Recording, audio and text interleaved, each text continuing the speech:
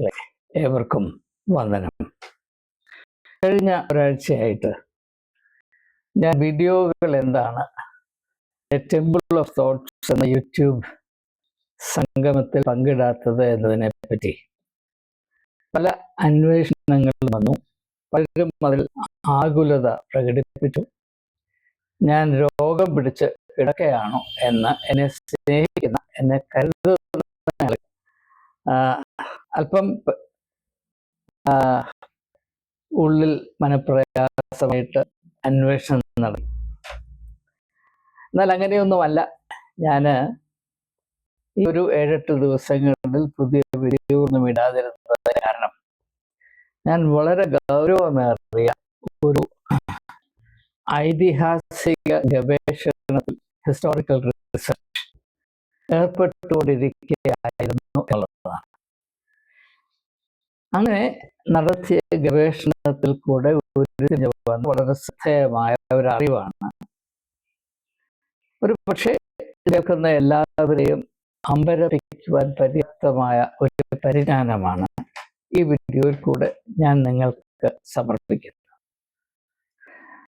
നമുക്കൊന്നും ദീർഘിപ്പിക്കാതെ നേരെ വിഷയത്തിലേക്ക് കടക്കട്ടെ. ആധുനിക യുഗത്തിൽ, പ്രത്യേകിച്ച്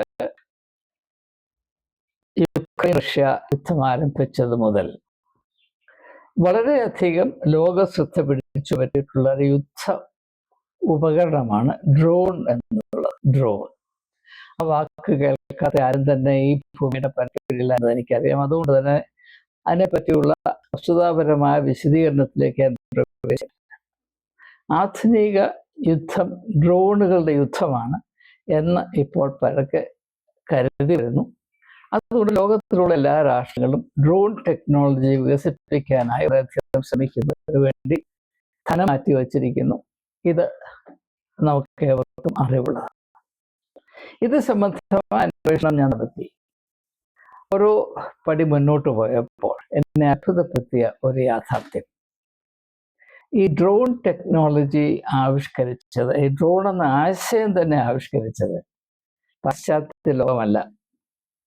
ആധുനിക ശാസ്ത്രീയ സാങ്കേതിക വിദ്യയുടെ ഈറ്റല്ലം എന്ന് പറയുന്ന പടിഞ്ഞാറൻ രാജ്യങ്ങളല്ല, പടിഞ്ഞാറൻ സംസ്കാരമില്ല, പിന്നെയോ ഭാരതമാണ്.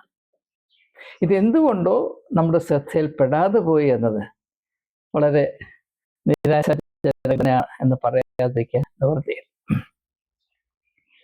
അപ്പോൾ ഇത് വസ്തുതാപരമായി ഞാൻ നിങ്ങളുമായി പങ്കിടുവാൻ ബാധ്യസ്ഥനാണ്. കാരണം റിസർച്ച് ചെയ്ത് കണ്ടുപിടിക്കുന്ന കാര്യങ്ങൾ ജനങ്ങളിലേക്ക് എത്തിക്കുക എന്നത് അതിനുവേണ്ടി അധ്വാനിക്കുന്ന ആളുകളുടെ കടമയാണ് എന്നതുകൊണ്ട് ഞാൻ ആ കടമ നിർവഹിക്കുക മാത്രമേ ചെയ്യുന്നുള്ളൂ.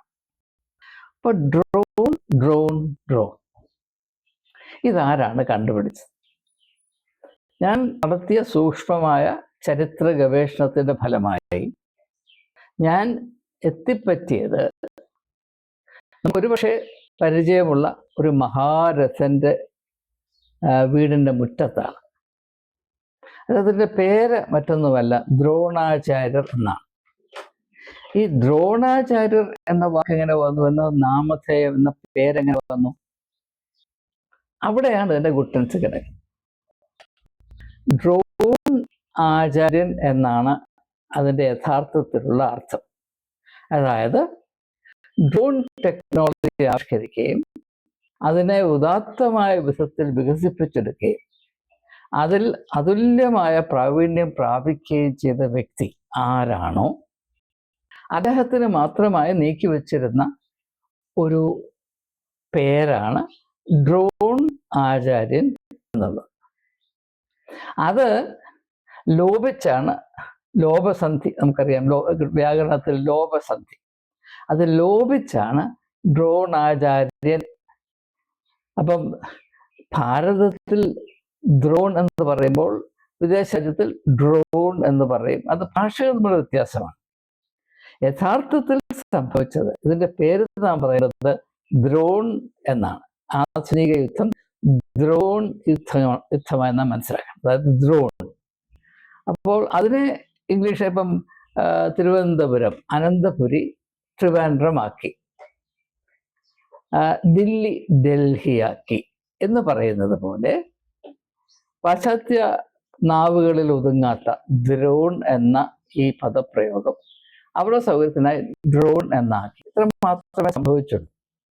സഹസ്രാബ്ദങ്ങൾക്ക് മുമ്പ് ഭാരതത്തിൽ സ്ഥിതി ചെയ്തിരുന്ന, ഭാരതം കണ്ടുപിടിക്കുകയും വികസിപ്പിച്ചെടുക്കുകയും ചെയ്ത ഒരു വലിയ യുദ്ധമുറയാണ് ഈ ഡ്രോൺ ടെക്നോളജി എന്നുള്ളതിനെ പറ്റി ഭാരതീയർക്ക് വേണ്ട അറിവോ അഭിമാനമോ അല്ല എന്നത് ദുഃഖം ജനിപ്പിക്കാൻ മാത്രം ഉതകുന്നതാണ്. അപ്പോൾ ദ്രോണാചാര്യർ അദ്ദേഹമായിരുന്നു ഈ വളരെ ശ്രദ്ധേയമായ യുദ്ധമുറയുടെ ടെക്നോളജിയുടെ ഉപജ്ഞാതാവ് എന്നതാണ് ചരിത്ര സത്യം. അപ്പോൾ ഇനിയും നിങ്ങൾ ദ്രോണാചാര്യർ എന്ന് പറയുന്നത് ഡ്രോൺ ആചാര്യർ എന്നാണ് പറയേണ്ടത്. കാരണം അദ്ദേഹത്തിന് ലഭിക്കാനുള്ള അംഗീകാരം, ബഹുമാനം ലഭിക്കാതെ പോകരുത്. ഇനിയും എന്തുകൊണ്ടാണ് ഡ്രോണാചാര്യർ ഏകലവ്യനെ ക്രൂരമായി ശിക്ഷിച്ചത്, അല്ലെങ്കിൽ അവനോട് അപ്രകാരം അനീതിപരമെന്ന് നമുക്ക് തോന്നാവുന്ന വിധത്തിൽ അവൻ്റെ തള്ളവിരൽ മുറിച്ചു തരണമെന്ന് പറഞ്ഞതിൻ്റെ കാര്യം മറ്റൊന്നുമല്ല. അത് നാം മനസ്സിലാക്കണം. ഏകലവ്യനാണെങ്കിൽ അമ്പും വില്ലും കൊണ്ട് മാത്രം ഇരിക്കുകയാണ്. അമ്പും വില്ലും ഒക്കെ കണ്ടുപിടിച്ച് അതിനെ എത്രയോ നാളുകളായി അതിജീവിച്ച് പുതിയ ഒരു ശാസ്ത്രയുഗത്തിലേക്ക് ഭാരതം പ്രവേശിച്ച ശേഷം വീണ്ടും ഇതാ ഒരുത്തൻ അമ്പും വില്ലും മാത്രം എഴുതുകൊണ്ടിരിക്കുന്നു. അത് പുരോഗമനവാദികളെ ആർക്കും പിടിക്കുന്ന കാര്യമല്ല. പ്രത്യേകിച്ച് ഡ്രോൺ പോലെയുള്ള സമാനതയില്ലാത്ത യുദ്ധമുറകൾ, ഉപകരണങ്ങൾ, ടെക്നോളജി ആവിഷ്കരിച്ച ശേഷം അതൊന്നും എനിക്ക് സ്വീകാര്യമല്ല, ഞാൻ പഴയ അമ്പും വില്ലും കൊണ്ടേ ഇരിക്കത്തുള്ളൂ, അതിന് എൻ്റെ ഗുരുവായി നീ നിൽക്കണം. ആരാ? ഡ്രോൺ കണ്ടുപിടിച്ച വ്യക്തിയോടാണ് പറയുന്നത്. ഞാൻ അമ്പും വില്ലും ചെയ്യാനായിട്ട് മാത്രം ഇഷ്ടപ്പെടുന്നു, എൻ്റെ ഗുരുവായിട്ടിരിക്കണമെന്ന് പറഞ്ഞാൽ സഹിക്കാനോ പോന്നുകളെന്ന് ആലോചിച്ചു. അതിന് അനാവശ്യമായ വർഗീയമായ ചുവയൊക്കെ കൊടുത്തു. അതൊന്നുമല്ല, ഇത് പുരോഗമനമാണ്. അപ്പോൾ ഡ്രോൺ കണ്ടുപിടിച്ച് അത് ഏറ്റവും മഹത്തായ വിധത്തിൽ വികസിപ്പിച്ച് അതിൻ്റെ എല്ലാവിധമായ സ്കില്ലുകളും സ്വായത്തമാക്കി അതിൻ്റെ ആചാര്യനായ വ്യക്തിയോട് എന്നെ അമ്പും വില്ലും പഠിപ്പിക്കണേ എന്ന് പറഞ്ഞാൽ, ഇപ്പോൾ യൂണിവേഴ്സിറ്റിയിൽ റിസർച്ച് ഗൈഡൊക്കെ ഉണ്ട്. അതായത് MA പഠിച്ചു കഴിഞ്ഞ് ML പഠിച്ചു കഴിഞ്ഞുള്ള കുട്ടികളെ ഗവേഷണത്തിന് നയിക്കാനായിട്ട് മാർഗദർശികളായിട്ട് റിസർച്ച് ഗൈഡ്സ്, അവരോട് പറയാം എന്നെ എഞ്ചുവടി ബാലപാഠം പഠിപ്പിക്കണം എന്ന് പറഞ്ഞാൽ അവർക്ക് ദേഷ്യം വരത്തില്ല. അതേ ഉള്ളത്. അപ്പൊ ദ്രോണാചാര്യരോടാണ് പറയുന്നത് എന്നെ അമ്പും വില്ലും പഠിപ്പിക്കുക. അത് നിങ്ങളൊന്ന് ആലോചിച്ച് നോക്കുക. ശരിയായ കാര്യം, നടക്കുന്ന കാര്യമാണ്. അതിൻ്റെ അരിശം കൊണ്ടാണ് അരിശമല്ല വാസ്തവത്തിൽ, ധർമ്മരോഷം എന്ന് വേണം നമുക്ക് പറയാം, ധർമ്മരോഷം. അതുകൊണ്ടാണ് നിന്റെ കൈവിരൽ മുറി. കാരണം എന്താണെന്ന് ചോദിച്ചാൽ, ഈ തള്ളവലിരിക്കുന്നിടത്തോളം കാലം ഈ പയ്യൻ ഈ അമ്പും വില്ലും ഇതൊന്നും നടക്കത്തേ ഉള്ളൂ. അവനൊരിക്കലും ഈ ഡ്രോൺ ടെക്നോളജിയിലോട്ട് വരത്തില്ല. അതുകൊണ്ട് സതുദ്ദേശത്തോടുകൂടെ തന്നെയാണ് നമ്മുടെ ഭാരതീയനായ ഡ്രോൺ ആചാര്യൻ ഏകലവ്യൻ്റെ അമ്പ എന്ന കയ്യിലെ തള്ളവിരൽ മുറിച്ചു മാറ്റാൻ പറഞ്ഞത് എന്നതാണ് എൻ്റെ ചരിത്ര സത്യം. അത് വർഗീയമായ മഞ്ഞളിപ്പുള്ള ആളുകൾ, സത്യം കാണാൻ കണ്ണില്ലാത്ത ആളുകൾ അതിനെ ഏതാണ്ട് വലിയ ക്രൂരതയായി ചിത്രീകരിക്കുകയും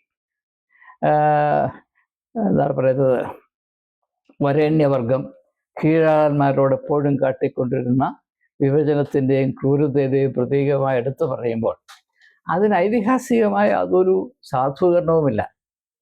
പുരോഗമനത്തിന് ആരും തടസ്സമായി നിൽക്കരുത് എന്നൊരു നിർബന്ധം മാത്രമേ നാം അറിയുന്ന ഡ്രോൺ ആചാര്യർക്ക് ഉണ്ടായിരുന്നുള്ളൂ എന്നതാണ് ഇതിൻ്റെ വാസ്തവം. ഞാൻ കൂടുതലായി വിശദീകരിക്കുന്നില്ല, ആർക്കും ഇക്കാലത്ത് ക്ഷമയില്ലാത്തത് കൊണ്ട് തന്നെ. ഒരാഴ്ച മുഴുവൻ നടത്തിയ ഗവേഷണത്തിൻ്റെ എല്ലാ ഫലങ്ങളും പറഞ്ഞറിയിക്കാനാണെങ്കിൽ ഒരാഴ്ചയെങ്കിലും നീളുന്ന ഒരു വീഡിയോ വേണമെന്നുള്ളത് സാമാന്യ ബുദ്ധിയാണ്. നിയമസംബന്ധമായ അനിവാര്യമായ ചില കാര്യങ്ങൾ ഞാൻ നിങ്ങളെ സൂചിപ്പിക്കട്ടെ. നമ്മുടെ ദ്രോണാചാര്യർ ഈ ഡ്രോൺ ടെക്നോളജി കണ്ടുപിടിക്കുകയും വികസിപ്പിക്കുകയും അതിൻ്റെ സമ്പൂർണ്ണ വികസനത്തിലെത്തിക്കുകയും ചെയ്ത ശേഷം അദ്ദേഹം പറഞ്ഞ 1-2 കാര്യങ്ങളും കൂടെയുണ്ട്. നിങ്ങൾ ഈ ഡ്രോൺ എന്ന് പറയുന്ന, അതായത് ഭാരതത്തിൻ്റെ ഭാഷയിൽ പറഞ്ഞ ഡ്രോൺ എന്ന് പറയുന്ന ഈ ഒരു കാര്യം യുദ്ധത്തിനായി മാത്രം പരിമിതപ്പെടുത്തരുത്. അതിൻ്റെ സിവിലിയൻ യൂസ് സാധാരണ ജീവിതത്തിൽ എപ്രകാരമാണ് പ്രയോജനപ്പെടുത്തേണ്ടത് എന്നുകൂടെ നിങ്ങൾ ചിന്തിക്കണം എന്ന് അദ്ദേഹം രാജാവിനെ ഉണർത്തിച്ചപ്പോൾ രാജാവ് പറഞ്ഞു, നീ പറയുന്നതാണ് ശരി. അതിൻ്റെ ഒരു സാധ്യത എന്താണ് എന്ന് ഒന്ന് പറഞ്ഞാൽ ഞാനത് പ്രവൃത്തിയിൽ കൊണ്ടുവരാമെന്ന് പറഞ്ഞപ്പോൾ നമ്മുടെ ദ്രോണാചാര്യർ അല്ലെങ്കിൽ ഇംഗ്ലീഷുകാരുടെ ഭാഷയിൽ പറഞ്ഞാൽ ഡ്രോൺ ആചാര്യൻ അന്നത്തെ രാജാവിന് പറഞ്ഞു കൊടുത്താണ് നമുക്കിത് പോസ്റ്റൽ സർവീസായിട്ട് ഉപയോഗിക്കാം. Postal service. അപ്പോൾ രാജാവിനത് നന്നേ പിടിച്ചു. കാരണം അക്കാലത്ത് അന്ന് വരെ ഉണ്ടായിരുന്ന പോസ്റ്റൽ സർവീസ് നമുക്കറിയാം വളരെ പ്രയാസത്തിലാണ്. ഇത് എത്രയോ 1000 ലൈറ്റ് ഇയേഴ്സ് മുമ്പിൽ പോകുന്ന ഒരു ആശയമാണ് നമ്മുടെ ഡ്രോൺ ആചാര്യൻ പറഞ്ഞു കൊടുത്തത്. അപ്പോൾ അത് പോസ്റ്റൽ സർവീസായിട്ട് ഉപയോഗിക്കുമ്പോൾ അതെങ്ങനെയാണ് നമുക്കറിയാം. ഇപ്പോൾ കാളിദാസൻ്റെ മേഘദൂത് എന്ന് പറയുന്ന കൃതിയുണ്ട്, മേഘദൂത്. അപ്പോൾ മേഘത്തിൽ കൂടെ എങ്ങനെയാണ് ഈ ദൂത് പറഞ്ഞു വിടുന്നത് നിങ്ങളൊന്ന് ആലോചിച്ച് നോക്കി. അത് മേഘമേ ആയിരുന്നില്ല. വസ്തുത എന്താണെന്ന് ചോദിച്ചാൽ ഡ്രോൺ ആചാര്യൻ്റെ ആശയം അനുസരിച്ച് ഒരു 10-50,000 ഡ്രോണുകൾ ഏതാണ്ട് ചാരനിറത്തിലുള്ള പെയിൻ്റ് അടിച്ച് അന്നത്തെ ലോകത്തിൽ ആർക്കും വിഭാവന ചെയ്യാൻ കഴിയാതിരുന്നൊരു സാഹചര്യത്തിൽ ഭാരതത്തിൻ്റെ പുരോഗതിയെ ഒന്ന് അടയാളപ്പെടുത്തുന്ന വിധത്തിൽ ഭാരത പോസ്റ്റൽ സർവീസിൻ്റെ ഭാഗമായി ഉണ്ടായിരുന്ന ഒരു ഡ്രോൺ സർവീസാണ് മേഘം. ചാരനിറത്തിലായിരുന്നത് ഇങ്ങനെ പറന്നു വരുന്നത് കണ്ടപ്പോൾ മേഘം പറന്നു വരുന്നു എന്നാണ് അന്നത്തെ ആളുകൾക്ക് പലർക്കും തോന്നിയത്. കാളിദാസന് പോലും അങ്ങനെ ഒരു കളിപ്പീര് പറ്റി. സാധാരണ വിധത്തിൽ കളിപ്പീര് പറ്റാത്ത ആളാണ് കാളിദാസൻ. എന്നിരിക്കെ പോലും അദ്ദേഹത്തിനും ഇത് വേണ്ടതുപോലെ മനസ്സിലായി. കാരണം കാളിദാസൻ ഒരു ശാസ്ത്രജ്ഞനായിരുന്നില്ല എന്നതുകൊണ്ടാണ്. അപ്പോൾ അന്നത്തെ പോസ്റ്റൽ സർവീസാണ് മേഘദൂത് എന്നൊക്കെ പറയുന്നത്. അത് ഈ ഡ്രോൺ ടെക്നോളജിയുടെ ഒരു പോസ്റ്റൽ ആപ്ലിക്കേഷൻ ആയിരുന്നു എന്നത് ഇപ്പോൾ എൻ്റെ ഗവേഷണത്തിൽ കൂടെ 100% പൊന്തി വന്നിട്ടുള്ളതാണ്. അതുപോലെ തന്നെ രാജാവിനെ നമ്മുടെ ഡ്രോൺ ആചാര്യൻ പറഞ്ഞ് മനസ്സിലാക്കിയ മറ്റൊരു സാധ്യതയാണ് ഒരു സ്ഥലത്ത് നിന്ന് മറ്റൊരു സ്ഥലത്തേക്ക് പെട്ടെന്ന് പൂവെത്തിക്കുവാൻ.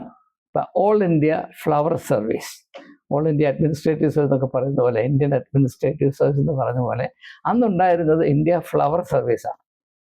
ഇപ്പോൾ ആന്ധ്രാപ്രദേശിൽ നിന്ന് കേരളത്തിലേക്ക് പൂ കൊണ്ടുവരണം. അന്ന് ട്രെയിനൊന്നുമില്ല.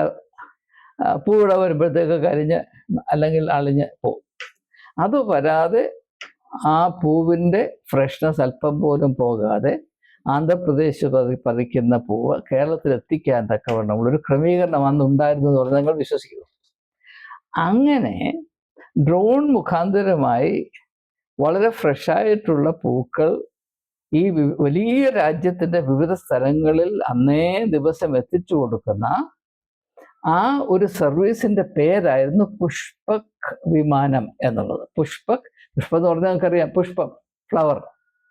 ഏത് വിമാനത്തിലാണോ പുഷ്പങ്ങൾ കൊണ്ടുപോകുന്നത് അതിൻ്റെ പേരാണ് പുഷ്പക് വിമാനം എന്ന് അല്പം ചിന്തിച്ചാൽ നിങ്ങൾക്ക് മനസ്സിലാകാവുന്നേ ഉള്ളൂ. അത് നമ്മളിപ്പോൾ കാണുന്ന വിമാനമല്ല. ഇന്ന് പാശ്ചാത്യ രാജ്യം പോലും കൊതിക്കുന്ന, ചൈനയ്ക്ക് മാത്രം ഇപ്പോൾ വാസ്തവത്തിലുള്ള ഈ ഡ്രോൺ സർവീസ്. ഇപ്പോൾ ചൈനയിൽ നിങ്ങൾ പല സ്ഥലങ്ങളിൽ പോയി ഒരു ഹോട്ടലിൽ ഇന്ന കാര്യം വേണമെന്ന് പറഞ്ഞാൽ ആ ഹോട്ടലിൽ പോകേണ്ട കാര്യമൊന്നുമില്ല. നിങ്ങൾ ഇരിക്കുന്ന പാർക്കിൽ തന്നെ ഡ്രോൺ മുഖാന്തരം നിങ്ങൾ ഓർഡർ ചെയ്ത ആഹാരം എത്തും. അന്ന് അത്രയൊന്നുമില്ല. അന്ന് പുഷ്പങ്ങൾക്ക് മാത്രം വലിയ പ്രാധാന്യം കൽപ്പിച്ചിരുന്നത് കൊണ്ട് ആ പുഷ്പങ്ങൾ അത് വാടിപ്പോകാതെ അത് എത്തേണ്ട സ്ഥലത്ത് എത്താൻ തക്കവണ്ണമുള്ളൊരു സർവീസായിരുന്നു പുഷ്പക് വിമാൻ സർവീസ്. അതിലുപയോഗിച്ചുകൊണ്ടിരുന്നതും നമ്മുടെ ഡ്രോൺ ആചാര്യൻ കണ്ടുപിടിച്ച ഈ ഡ്രോണുകൾ തന്നെയായിരുന്നു. അതുകൊണ്ട് പുഷ്പക് വിമാനമൊന്നും ഇല്ല എന്നൊക്കെ പറഞ്ഞ് ചിരിച്ച് പുച്ഛിച്ച് തള്ളുന്ന ആളുകളുണ്ട്. അവർക്ക് അറിവുകേടാണ്, വിവരദോഷികളാണ് എന്നല്ലാതെ എന്താ പറയുക. ഇതൊക്കെ യാഥാർത്ഥ്യങ്ങളാണ്. പുഷ്പക് വിമാനം ഉണ്ടായിരുന്നു, മേഘദൂത് എന്ന് പറഞ്ഞ കാര്യമുണ്ട്. പക്ഷെ അത് സാങ്കേതികമായ സത്യങ്ങളാണ് ഞാൻ വെളിപ്പെടുത്തിക്കൊണ്ടിരിക്കുക. അതുപോലെ തന്നെ പുരാതന ഭാരതത്തിൽ സയൻസ് എത്രമാത്രം വികസിച്ചിരുന്നു എന്ന് നമ്മുടെ പ്രൈം മിനിസ്റ്ററൊക്കെ നമ്മളെ ബോധ്യപ്പെടുത്തിക്കൊണ്ടിരിക്കുകയാണ്. നമ്മുടെ ശ്രദ്ധയോട് ബഹുമാന പുരസ്സരം കേട്ട് മനസ്സിലാക്കേണ്ട കാര്യമാണ്. ഉദാഹരണമായിട്ട് ഗണപതിയുടെ മൂക്ക് ഇങ്ങനെ വരാൻ കാര്യം പ്ലാസ്റ്റിക് സർജറി ആണെന്ന് പറഞ്ഞപ്പോൾ പലരും ചിരിച്ചു. ഞാൻ ചിരിച്ചില്ല. എന്ത് കേട്ടാലും ചിരിക്കുന്നത് ഞാൻ ചിരിച്ചില്ല. കാരണം പണ്ട് പുരാതനമായ ഭാരതത്തിൻ്റെ സാങ്കേതികമായ വികസനം, പുരോഗതി എത്ര അത്ഭുതാവഹമാണെന്നതിനെപ്പറ്റി വിദൂരമായ ഒരു ധാരണ എനിക്കുള്ള. ഇപ്പോൾ ഉദാഹരണമായിട്ട് കൗരവന്മാർ, അതായത് ധൃതരാഷ്ട്രരുടെയും ഗാന്ധാരിയുടെയും മക്കളായി ജനിച്ച 100 കൗരവന്മാർ, അവർ സ്റ്റെം സെൽ റിസർച്ചിൽ കൂടെയാണ് ജനിച്ചത് എന്ന് നമ്മുടെ ബഹുമാനപ്പെട്ട പ്രൈം മിനിസ്റ്റർ പറഞ്ഞപ്പോൾ അതും കേട്ട് കിക്കി എന്ന് ചിരിക്കുന്ന ആളുകൾ. അതൊക്കെ വളരെ അന്നത്തെ കാലത്ത് നമ്മുടെ സാങ്കേതികമായ വിജ്ഞാനത്തിൻ്റെ വികസനം മൂലം വളരെ അനായാസമായി സംഭവിച്ചുകൊണ്ടേയിരുന്ന കാര്യങ്ങളാണ്. ഇപ്പം നമുക്കിപ്പോൾ 3D പ്രിൻ്റർ ഉള്ളതുപോലെ അന്ന് 3D പ്രിൻ്റർ വെച്ച് സ്റ്റെം സെൽ റിസർച്ചിൻ്റെ ആശയങ്ങളൊക്കെ വെച്ച് പഠിച്ചു വിട്ടതാണ് ഈ 100 പേരെയും എന്നത് വിശ്വസിക്കാൻ എനിക്ക് യാതൊരു മടിയുമില്ല. എന്ന് മാത്രവുമല്ല, ഇപ്പോൾ അമേരിക്ക പറഞ്ഞുകൊണ്ടിരിക്കുന്നു അവിടെ മറ്റാരുടെയിലും ഇല്ലാത്ത വലിയൊരു ആയുധമുണ്ട്. അതാണ് ഈ ഭൂമിയെ തുളച്ച് ചെയ്യുന്നതിനകത്ത്, അത് 100 മീറ്റർ താഴെ വരെ പോയി തുളച്ച് കയറി അവിടെ ചെന്ന് പൊട്ടുന്ന ബങ്കർ ബസ്റ്റർ ബോംബ്സ് ഉണ്ട്. BBB. ഇപ്പം ഇസ്രയേലിൻ്റെ പ്രൈം മിനിസ്റ്റർക്ക് പോലും 2 BA ഉള്ളൂ, BB. അമേരിക്കയുടെ കയ്യിലിരിക്കുന്ന ഒരു ആയുധത്തിൻ്റെ പേരാണ് BBB. അതിപ്പോൾ ഏതാണ്ട് അവിടെ കിട്ടിയ വലിയ സാധനമാണെന്ന് പറഞ്ഞ് അവിടെ ഇരിക്കും. പണ്ട് കേരളത്തിലുണ്ടായിരുന്നൊരു കാര്യമായത്. എൻ്റെ തെളിവ് ഞാൻ പറയാം. അതിൻ്റെ തെളിവ് കിടക്കുന്ന ഓണത്തിലാണ്. ഓണം നമുക്കറിയാലോ. ഓണത്തിൽ എന്ത് സംഭവിച്ചു? മഹാബലിയെ ഭഗവാൻ വിഷ്ണു വാമനൻ്റെ രൂപം സ്വീകരിച്ചു വന്ന് ഭൂമിയുടെ അന്തർഭാഗത്തേക്ക് ചവിട്ടി താഴ്ത്തി എന്ന് പറയും.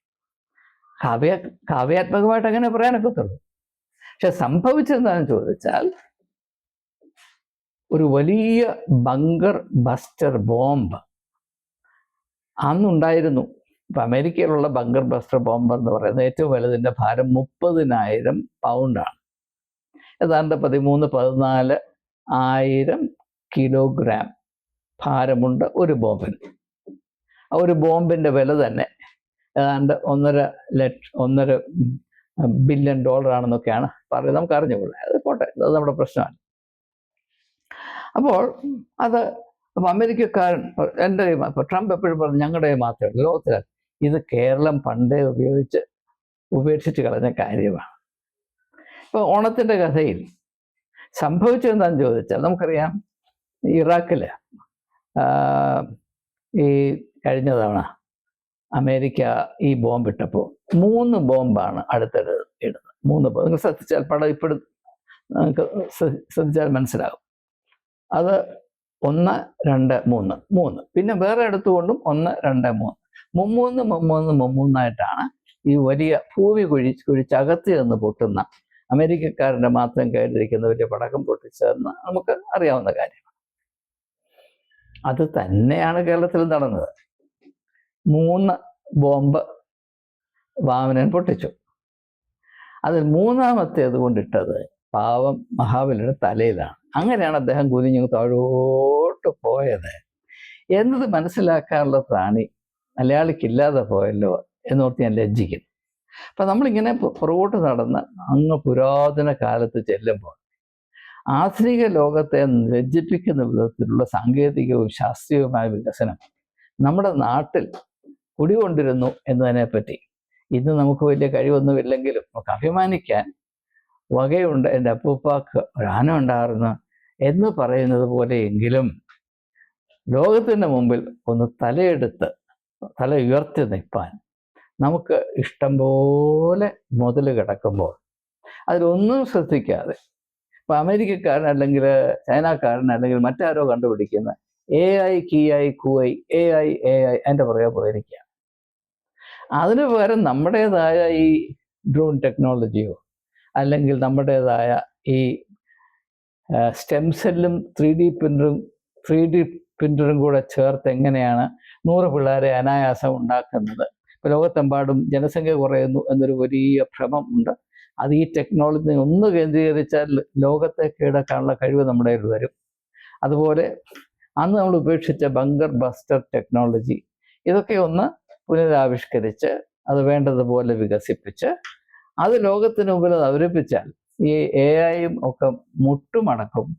നമുക്ക് അർഹമായ സാർവലൗകികമായ അംഗീകാരം ആഗോള തലത്തിൽ നിർലോഭം ലഭിക്കും എന്ന ഒരു ചെറിയ അഭിപ്രായം നിങ്ങളോട് പങ്കിടുവാനാണ് ഞാൻ ഈ വീഡിയോ ചെയ്തത്.